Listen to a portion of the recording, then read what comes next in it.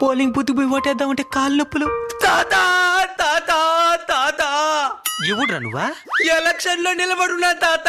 అందుకేనా ఈ over action? నిన్నే విధిగా చూడలేకపోతున్నా తాత.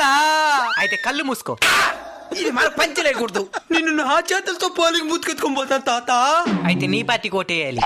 మరెత్తుకో.